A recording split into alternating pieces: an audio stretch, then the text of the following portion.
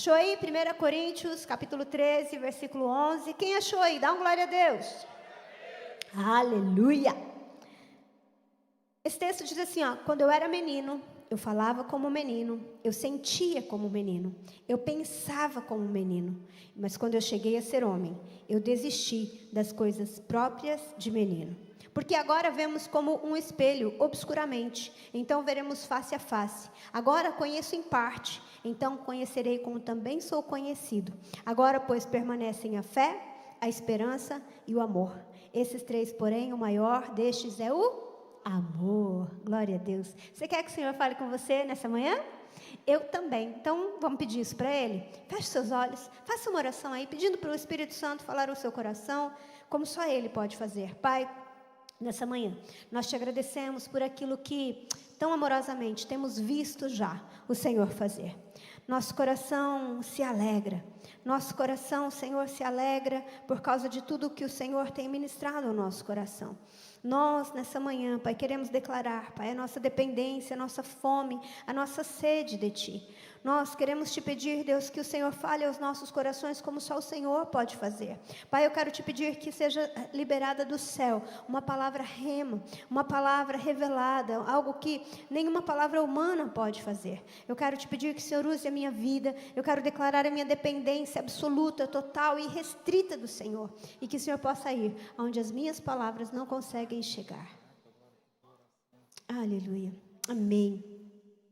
Queridos, nós acabamos de receber um pedido de oração de um irmão nosso aqui da igreja, o irmão Leonardo, e ele acabou de ter um infarto. E eu quero ligar com você, né, o irmão Leonardo, da irmã Iracema, e eu quero ligar com você uma intervenção do Senhor sobre a vida dele. Podemos? Pai, em nome de Jesus, nós nessa manhã, nós ligamos aqui, Senhor, uma intervenção do alto sobre a vida do irmão Leonardo. Nós queremos declarar vida sobre a vida dele, Pai. Em nome de Jesus, nós queremos te pedir, Pai, que o toque sobrenatural do Senhor seja sobre ele agora e que ele possa estar sendo restaurado, Pai. Que ele possa ter a saúde do Senhor sobre a vida dele. Nós declaramos isso agora em nome de Jesus. Amém? Glória a Deus. Queridos, sabe que mesmo que você não seja alguém que conheça tanto a Bíblia, certamente você deve conhecer a primeira carta de Paulo aos Coríntios no capítulo 13. Seja por uma leitura, seja através de canções. Paulo vem falar aqui sobre o amor, né? Paulo, ele fala aqui em 1 Coríntios 13 acerca do amor e do amor ágape.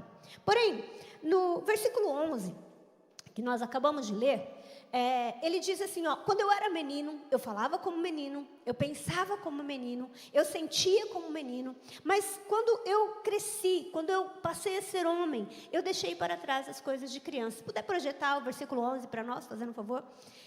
E é engraçado porque quando a gente lê esse versículo, você vai lendo, né, todo o capítulo 13, você chega nesse versículo, a impressão que você tem é que ele está fora de contexto, mas na verdade não está.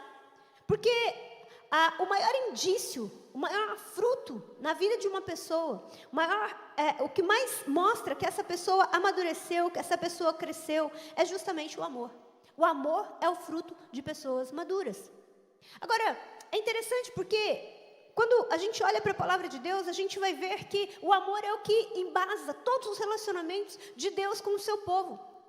Um dos versículos mais conhecidos, João 3,16, o que diz? Me ajuda aí? Porque Deus amou o mundo de tal maneira que deu o seu Filho unigênito. Então, nós percebemos que o amor, ele é o elo mais forte do relacionamento de Deus com o seu povo. E o fruto, né? Fruto, quando a gente fala de fruto, a gente está falando de resultado. Então, quando a maturidade chega na vida de um cristão, o amor vai ser o fruto mais visível em sua vida. Não é o que ele vai falar, né? Mas assim, nós vemos muitas vezes que algumas pessoas falam muito bem de Deus. Existem pessoas que a gente diz que são profissionais de púlpito, né? Pessoas que pregam muito bem, mas quando a gente olha para a vida dessas pessoas, a gente não vê isso, a gente não vê esse fruto.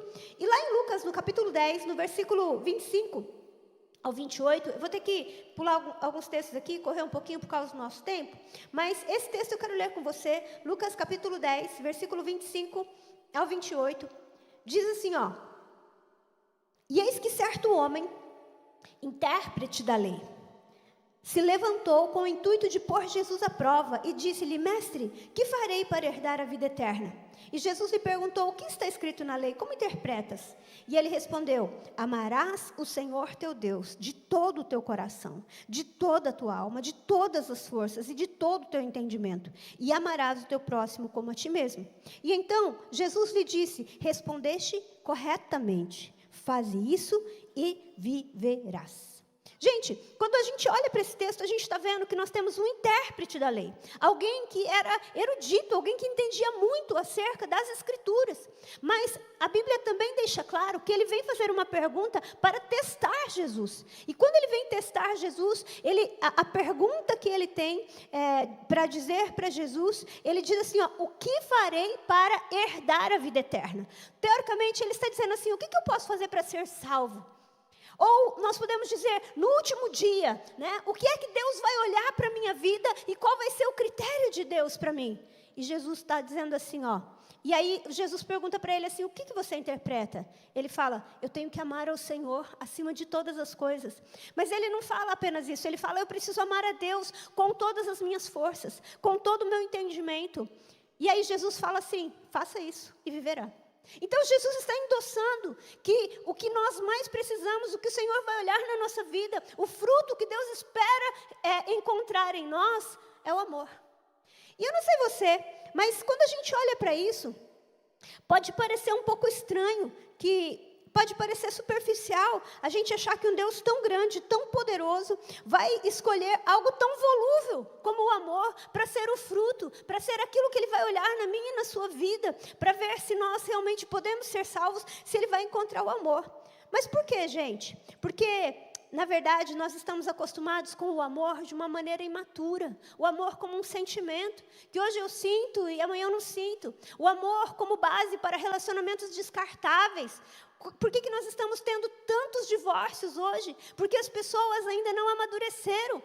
Elas amam muito a si mesmas. E eu preciso dizer algo para você, casamento é coisa para gente madura. Posso ouvir um amém? Esses dias eu estava vendo o pastor Cláudio Duarte, né, falando uma coisa, ele falou assim, ó, lá no meu escritório eu tenho um pote de pirulito. Porque tem casal que quando chega lá, no final eu falo assim, ó, um pirulito de uva para você, um pirulito de morango para você. Porque tem coisa que é muita imaturidade. E então quando nós olhamos para o nosso relacionamento com Deus, a gente analisa desse ponto de vista de amor.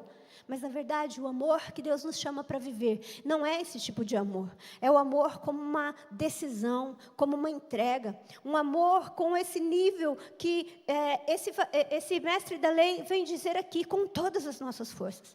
E para nós é estranho, sabe por quê, gente? Vou dizer algo para você. Nós temos muito mais facilidade em seguir regras do que em amar. Se alguém dissesse assim, olha, é o seguinte, para você ser salvo, você tem que subir a escadaria não sei da onde, olha, você tem que fazer tal coisa, você tem que chegar... É mais fácil.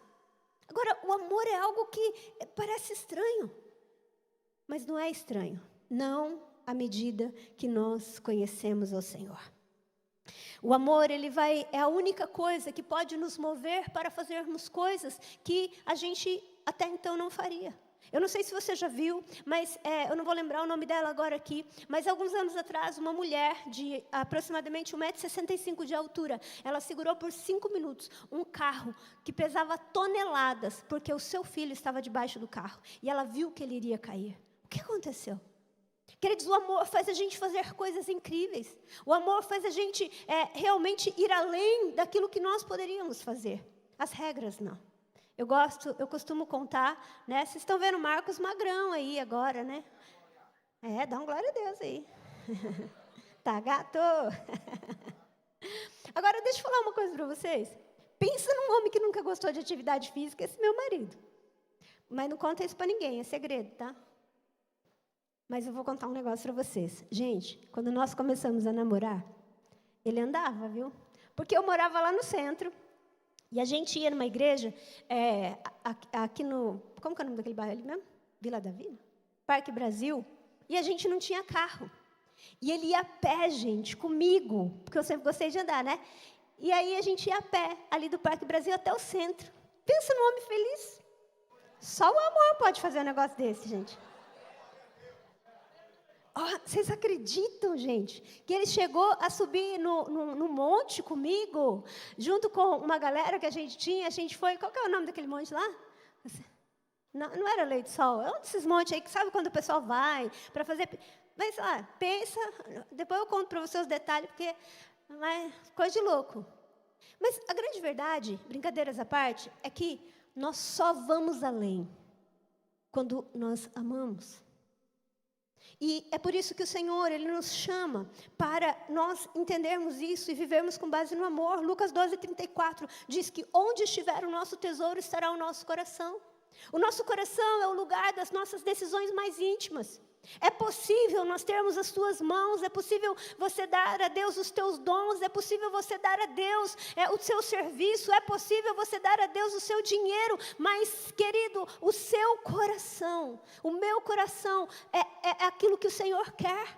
É por isso que Paulo, ele começa dizendo na sua carta, no capítulo 13, no versículo 1, ele vem dizer assim: ainda que eu dê os meus bens, ainda que eu fale a língua dos homens e dos anjos, ainda que eu faça isso, ainda que eu exerça, se não tiver amor, não serve de nada. O fruto que Deus espera receber de nós, o fruto que Deus espera ver em nós é justamente o amor. E amar a Deus envolve dar a Ele não apenas um momento da nossa vida, mas de toda a alma, de todo o coração, com todas as forças e de todo o entendimento. Ou seja, Deus está dizendo assim, eu quero primeiro lugar na sua vida. Sabe por quê? Não existem dois primeiros lugares. Não existe. Ou o Senhor ocupa o primeiro lugar na nossa vida, ou Ele é o centro de tudo que nós vamos fazer, ou outras coisas vão ocupar. Você quer saber o que você mais ama na sua vida? É aquilo que você dedica o seu tempo, o seu dinheiro e o seu serviço. Sabe o que você mais ama? Não independe, você pode falar assim, eu amo a minha família, mas você não passa tempo com a sua esposa, você não passa tempo com o seu marido. Eu amo meus pais, mas só liga no dia das mães e no dia dos pais. Você entende? A gente só pode dizer que a gente ama aquilo que a gente dedica, o nosso tempo, o nosso dinheiro e o nosso serviço. Isso vale para todas as esferas da nossa vida. Isso inclui o Senhor. Agora tem uma coisa muito interessante. Quando o seu coração for, as suas mãos também te seguem. Agora, se só as suas mãos forem, o seu coração pode ficar. E é por isso que o Senhor, Ele vem dizer para nós que o que Ele vai prezar, o que Ele vai olhar na nossa vida é a maneira com que nós o amamos. Agora, por que muitas vezes nós não temos um amor tão intenso para com o Senhor? Porque nós não o conhecemos. Agora, tem uma coisa muito interessante, quanto mais eu conheço a Deus, mais eu o amo. E quanto mais eu o amo, mais eu quero conhecê-lo. No Antigo Testamento, Deus, Ele se revelava de uma maneira, de acordo com as circunstâncias. Então, Ele se revela para Agar como o El Roi, aquele que vê, mas Ele também se revela ali, nós vemos Ele como Jeová Jiré para Abraão. Nós vemos que Deus, Ele vai se revelando como o El Shaddai. Sabe, e esses nomes de Deus refletem os seus atributos. Nós temos um Deus que Ele é tudo isso mesmo. Ele é Jeová Jiré, o Deus que provê. Querido, Ele é o El Shaddai, aquele que é mais do que suficiente para fazer todas as coisas. Ele é Jeová Tzidkenu, o Senhor que é a nossa justiça. O Senhor é aquele que guerreia as nossas batalhas. Ele é Jeová Nissi, Ele é a nossa bandeira. Ele é Jeová Rafá, aquele que nos cura. Então, muitas vezes nós temos um encontro com Deus, eu gosto de fazer muito essa comparação. A gente, às vezes, fala assim, não, eu conheço a Deus. Mas a gente está igual uma formiguinha que ela começou a subir no pé de um ser humano e falou assim, eu conheço o ser humano. Não, ela conhece o pé do ser humano, ela conhece a unha do ser humano. Meu querido, à medida que nós vamos conhecendo o Senhor, nós vamos nos apaixonando por Ele, nós vamos percebendo um Deus que Ele vem para nos alcançar, um Deus que tem um amor que enche o nosso coração e nos leva para um novo nível. Nós vamos perceber um Deus que está disposto a vir e a interferir nas nossas circunstâncias. Agora, se no Antigo Testamento isso acontecia gradativamente, agora através de Jesus nós podemos ver plenamente todas essas características do Senhor. E aí, gente, uma coisa que é muito interessante é que quando a gente olha para a vida dos discípulos, a gente vê que quando eles encontram Jesus, eles deixam tudo para trás. Deixa eu falar algo para você, quando eu e você temos encontros genuínos com o Senhor, tudo o mais se torna resto. Todo o mais se torna resto. E aí uma coisa tão interessante que acontece quando o amor de Deus ele vem no nosso coração, é que essa experiência tão grande, ela vai fazer não que a gente tenha uma admiraçãozinha por Deus, né? Tem gente que olha para Deus e acha que Deus é tipo, sei lá, aquele velhinho da barba branca, o mestre dos magos, sei lá, qualquer coisa assim. Mas na verdade quando você conhece a Deus, você fala, Ele é o Deus Todo-Poderoso.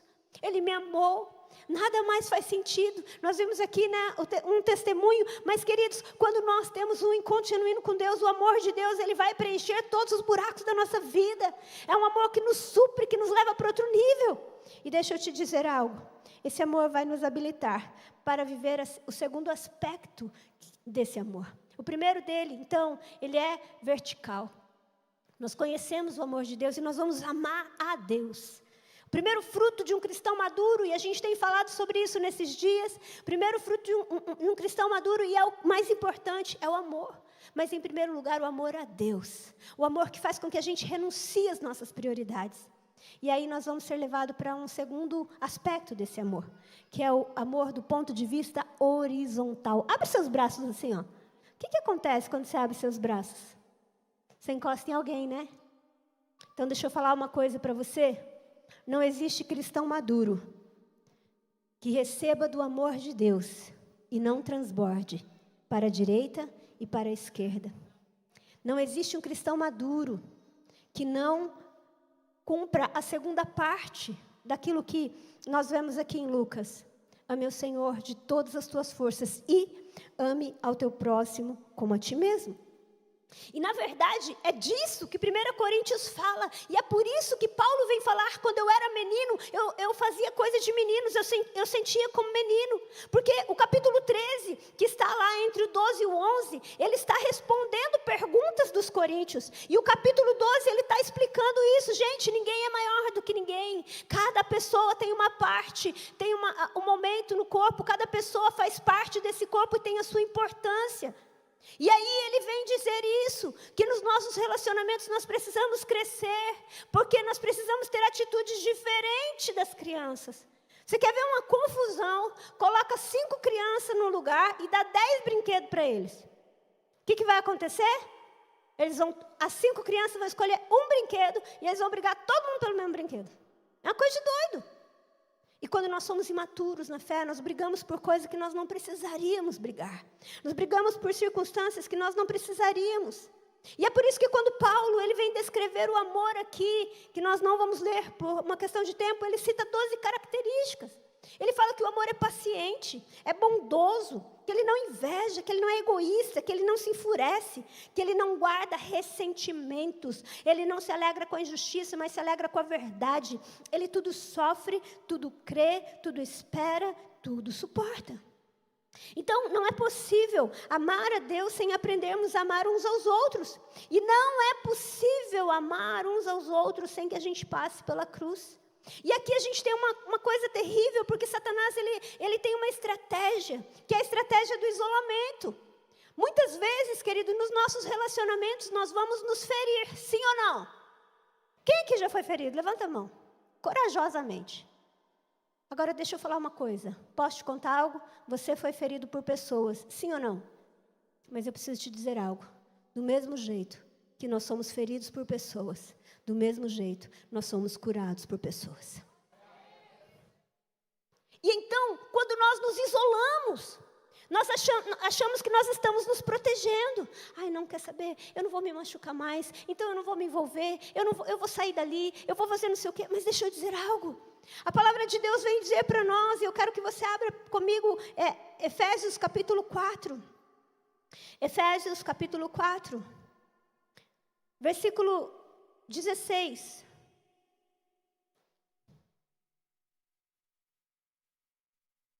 Vamos ler o 15, vai. Efésios 4:15. Mas seguindo a verdade em amor, cresçamos em tudo naquele que é a cabeça, Cristo, de quem todo o corpo, bem ajustado e consolidado pelo auxílio de toda junta, segundo a justa cooperação de que, gente? De cada parte, efetua o seu próprio crescimento para a edificação de si mesmo em amor. De todo o corpo bem ajustado. Você já imaginou? Quem aqui já tirou alguma coisa fora do lugar? Um braço, um ombro? É terrível, não é? Deixa eu falar, o corpo... Você sabia que o corpo foi feito para não ser sentido? Se você não está sentindo nenhuma parte do seu corpo, está tudo ok. Quando a gente sente é porque tem alguma coisa fora do lugar. Agora deixa eu falar algo para você. O corpo tem que estar bem ajustado. Mas eu não posso. Quando, por exemplo, eu machuco o meu dedo, fala assim, não, dedo, fica aí agora, que eu não quero sentir dor. Não, ele faz parte. Pelo contrário, quem deu uma topada do dedo numa quina, sabe o que é você parar todo o corpo, juntar o dedão. É isso. A ideia de Deus, por mais maluca que possa parecer, que o diabo não consegue entender, essa ideia de Deus é que o Senhor é o cabeça, mas Ele tem um corpo. E nós precisamos estar ligados a esse corpo. Meu irmão, essa ideia, existem pessoas que falam, existe uma galera aí, né, que está com uma pregação hoje que diz assim, eu não preciso de igreja. Eu não preciso de igreja porque eu sou a igreja. Queridos, isso está correto, sim ou não? Sim, está correto. Está completo? Não. Porque eu sou a igreja, vírgula, mas eu não sou a igreja sozinho. Do mesmo jeito que o meu dedo não é o meu corpo, ele continua sendo dedo. Você entende? É quando eu entendo que eu faço parte do corpo de Cristo. E que, goste ou não, faça mal ou faça bem, eu preciso estar ligado a esse corpo. Porque assim, eu gosto muito de dar esse exemplo. Se você pegar o seu dedo e cortar e colocar em cima da mesa, ele vai deixar de ser dedo? Não! Mas ele vai morrer, porque não circula sangue ali, ele está desconectado. Deus, quando ele planejou o corpo de Jesus, Ele nos planejou conectados. Ele nos planejou cada um, como nós lemos aqui, cada um efetuando a sua parte, para que todo o corpo cresça. Eu tenho uma notícia para te dar, você não vai crescer em amor, se você não estiver conectado com o corpo. Você não vai crescer em amor com o isolamento, pelo contrário, quanto mais você se isolar, mais as suas imaturidades vão se apropriar de você. Nas nossas raspadas, quando alguma coisa me confronta, que eu cresço. Então é muito fácil eu fugir, é muito fácil, mas essa não é a ideia de Deus. E quando eu começo a crescer, então eu começo a ter essas atitudes aqui que Paulo fala.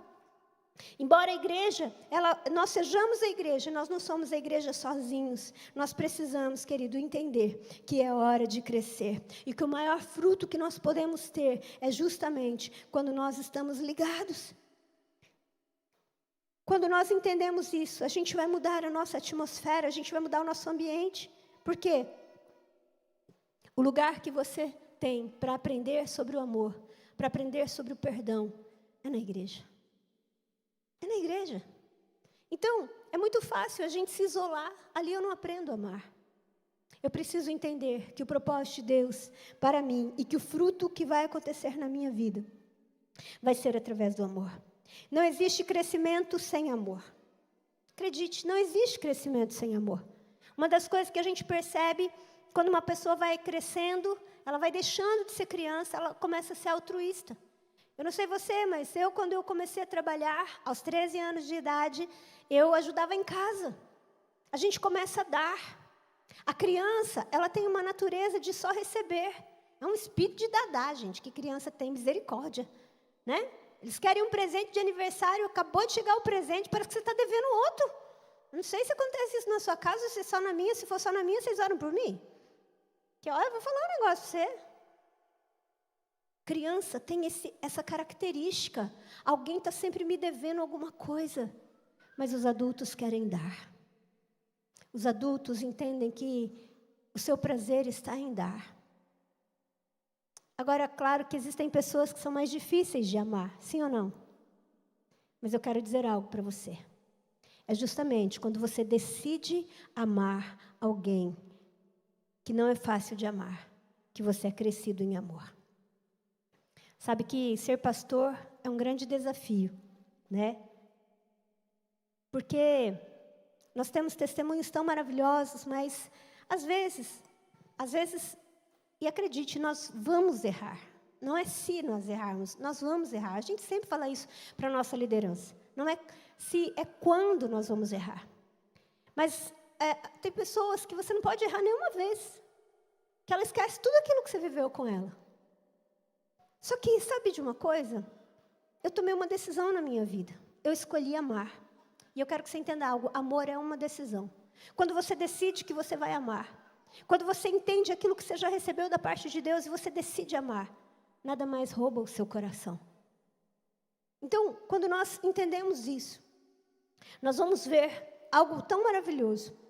Sabe que João, ele escreve algo assim para nós, que eu quero ler com você, que está na sua primeira epístola lá, 1 João 4, versículo 20 e 21. 1 João 4, versículo 20 e 21.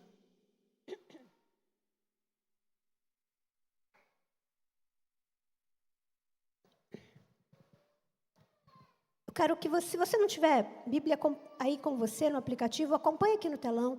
Mas se não, e eu quero aconselhar você, marque isso aí. Se alguém disser, amo a Deus, e odiar a seu irmão, é o quê? É mentiroso. Porque aquele que não ama a seu irmão, a quem vê, não pode amar a Deus a quem não vê. Ora, temos da parte dele esse mandamento, que aquele que ama a Deus, ame também a seu irmão. Forte, né, gente? Se alguém disser, eu amo a Deus, não, eu amo Jesus. Outro dia, há um tempinho atrás, teve uma atriz aí bem conhecida que falou, né, toda pomposa, falou, não, Jesus é um cara legal, o que estraga, é carioca, né? O que estraga é o fã-clube dele. É um monte de gente falando assim, não, eu amo Jesus, mas eu não amo a noiva. Eu amo Jesus, mas eu amo Deus, mas eu não amo seus filhos. A palavra de Deus diz assim, aquele que ama a Deus e odeia o seu irmão é mentiroso. Porque aquele que não ama a seu irmão, a quem vê, não pode amar a Deus a quem não vê. Nós somos chamados à maturidade, nós somos chamados a amar. Agora, quer ver o que é o mais precioso de tudo? Vai comigo para o versículo 19. Olha isso, gente. Nós o amamos. Por quê? Nós o amamos por quê? Deixa eu te falar uma coisa. Deus nunca vai pedir para mim e para você algo que Ele não tenha nos dado antes. Deus nunca vai pedir para mim e para você algo que Ele não tenha nos dado antes. Sabe por que você pode amar a Deus com todas as suas forças? Porque Ele me amou primeiro, Ele te amou primeiro. Sabe por que você pode amar essa pessoa fácil e essa pessoa difícil? Porque eu e você recebemos uma porção tão grande do amor de Deus, que a gente pode transbordar. Porque quando a gente pensa em desistir, a gente fala o dia que eu quis desistir, o dia que eu olhei para as minhas fraquezas, o dia que eu olhei para as minhas debilidades e eu queria desistir, Ele não desistiu de mim. O dia que eu olhei para mim e eu achei que eu não valia nada, esse amor me alcançou, esse amor me acolheu e hoje eu não posso desistir de ninguém. Essa é a minha premissa, querido. Eu não tenho direito de desistir de ninguém porque Deus não desistiu de mim, e esse amor que me encheu, que supriu todos os buracos da minha alma, hoje ele transborda à direita e à esquerda, porque eu sou cheia desse amor. Sabe de uma coisa, querido? Não interessa se você não teve um pai presente. Para de dizer que você não pode amar porque você não teve amor de pai. Eu quero dizer para você que o nosso pai é o amor de todos os amores. E ele pode suprir a sua ausência de pai, a sua ausência de mãe, a sua ausência de amigos, a sua ausência, as suas feridas, os seus abusos. Esse amor vem e te preenche de tal maneira que você transborda dele. E é isso que o amor maduro faz. É isso que o cristão maduro faz. Nós não somos maduros, nós não somos ruiós, que é o filho maduro, por causa da quantidade de versículos que nós temos memorizado. Nós não somos ruiós, nós não somos filhos maduros, por causa da quantidade de coisas que nós fazemos.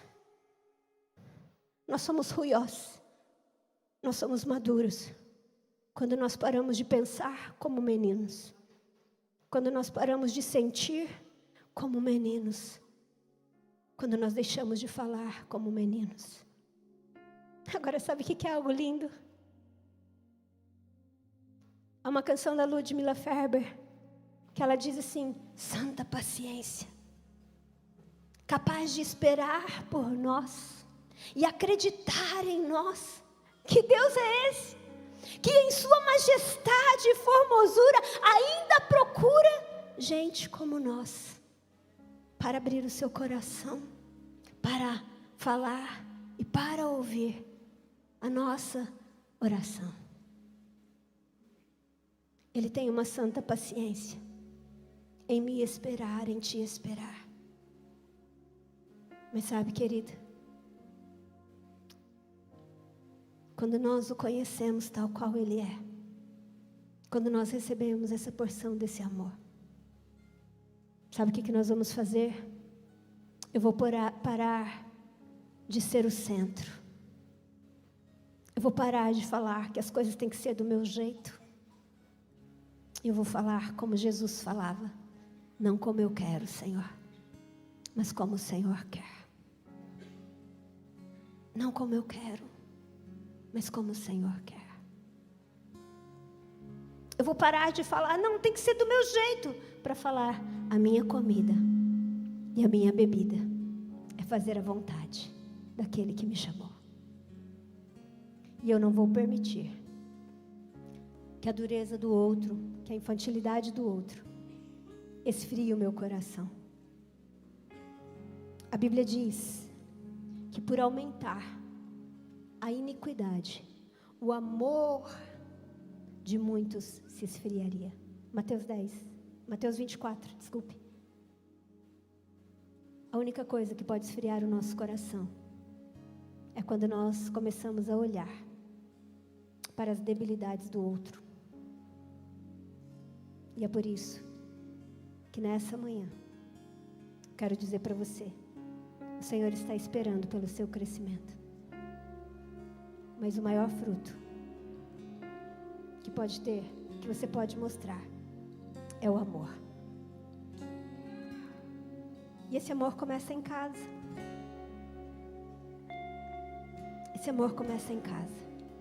Mas ele vai transbordar por onde nós passarmos, incluindo e nunca excluindo o corpo de Jesus. Nós precisamos uns dos outros. Eu preciso de você, querido. Eu preciso de você. Eu preciso que você cresça. Eu preciso de você.